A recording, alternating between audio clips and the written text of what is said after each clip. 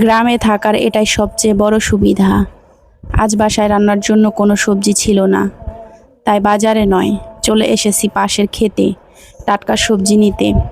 Hello everyone, আসসালামু আলাইকুম। কেমন আছো তোমরা সবাই? আশা করি ভালো আছো। সকাল সকাল রান্নাটা শেষ করতে হবে, কারণ একটু পরে হাসপাতালে যেতে হবে। আগেই তো বলেছিলাম আজ আমার বোনের ডেলিভারি, তাই আগে তাড়াতাড়ি রান্নাটা শেষ করে সবাই খেয়ে দিয়ে তারপর হাসপাতালে রওনা দেব। চলুন শুরু করি আজকের দিনের কাজ। তো ছেলে মেয়ে তো আজকে খুব খুশি, বলতেছে যে মা মাদ্রাসায় যাবো না, মাদ্রাসায় যাব না। তো আমাদের একটু সকালবেলায় যাওয়ার কথা ছিল 9টার দিক দিয়ে, কারণ আমার বোন, আমার মা, তারপরে বোনের হাজব্যান্ড আর কি, ওদের বাড়ির সবাই সকাল 9টায় যেতে বলছে। ডক্টরে বলছে 10টার মধ্যে এখানে থাকবা। তো মা আমাদেরকে রাত্রে বলছিল যে তাহলে সকাল সকালে সব কাজ শেষ করো, আমাদের সাথেই যাইও। পরে আমি বললাম যে মা, এত সকালে আমরা গিয়ে কি করব? ওখানে গিয়ে তো ওকে অনেকগুলো টেস্ট করবে, তারপর হচ্ছে স্যালাইন লাগাবে, অনেক সময় বসে থাকতে হবে। তো অতক্ষণ 2টা বাচ্চা নিয়ে সবাই মিলে হাসপাতালের মধ্যে এত মানে আওয়াজ শব্দ এগুলো খুব একটা ভালো লাগবে না।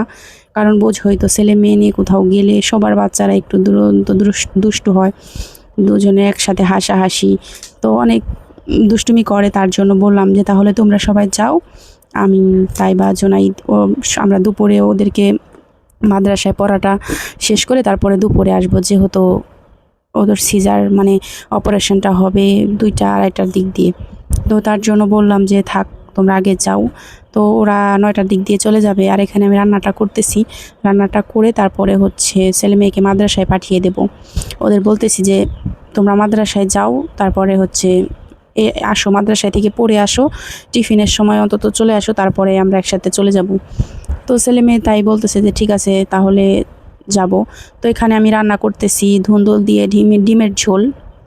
তো আজকে মাছটা রান্না করলাম না, কারণ কারণ গতকালকে মাছ খাওয়া হয়েছে, আর এতটা মাছ খেতেও ভালো লাগে না। আর মাছ ফ্রিজে নিয়েও আবার বাজার যেতে হবে, কারণ ওই দিনকে তো বাজারে গেছিলাম, মাছ আনি নাই। মাছ এক মানে ইলিশ মাছ আনছিলাম, ওইটা রান্না করছিলাম। এক ধরনের মাছ নিয়ে আসা হয়েছিল, বেশি একটা মাছ আনি নাই। তো তার জন্য আবারও যাইতে হবে বাজারে। তো দেখি আজকে ডিমের ঝোলটাই রান্না করলাম, তারপরে আবার দেখি কবে বাজারে যাওয়া যায় সেটাও শেয়ার করবো অবশ্যই। তো রান্নাটাও কথা বলতে বলতে মানে শেষ করে তারপরে ছেলে মেয়েকে মাদ্রাসায় পাঠিয়ে দিয়েছিলাম ভাত খাইয়ে। এখন কিন্তু ওই যে এখন আমি ভিডিওটা করতেছি, এখন প্রায় দুপুর 12:30 বাজে। ছেলে মেয়ে মাদ্রাসা থেকে আসছে, ওদেরকে গোসল টোসল করিয়ে মানে রেডি করিয়ে তো আমি রেডি হয়ে পড়েছি। ছেলে মেয়ে এখন রাস্তায় আছে, ওদেরকে বললাম যে তোমরা হাঁটো, আমি আসতেছি। কারণ আমাদের এদিক দিয়ে বাড়ির সামনে অনেকটা হেঁটে যেতে হয়, মেন রোড, তারপরে গাড়িতে উঠতে হয়। আর আমরা এখন যাব বর্তমানে সাভার প্রাইম হসপিটালে, ওকে নেওয়া হয়েছে, তো সেখানেই যাব। তো খুব ভয়ও লাগতেছে, আবার খুব আনন্দও লাগতেছে, সেটা তোমাদের বলে বোঝাতে পারবো না। কারণ ও ছোট মানুষ, জীবনের প্রথম অপারেশন হবে, তো খুব টেনশনের মধ্যে আছি, খুব চিন্তায় আছি, খুব মানে বলে কি বলবো। আর আমি খুব আনন্দও লাগতেছে, নতুন একটা অতিথি, নতুন একটা মানুষ আমাদের মধ্যে আসবে। তো যাই হোক, এই তো হেমায়তপুর থেকে একটা অটো রিক্সা নিয়েছি, বাসে উঠলাম না ছোট বাচ্চা নিয়ে। আর ওখানে মা ফোন করতেছে যে আসো আসো, ওকে এখন নিয়ে যাবে অপারেশন করার জন্য।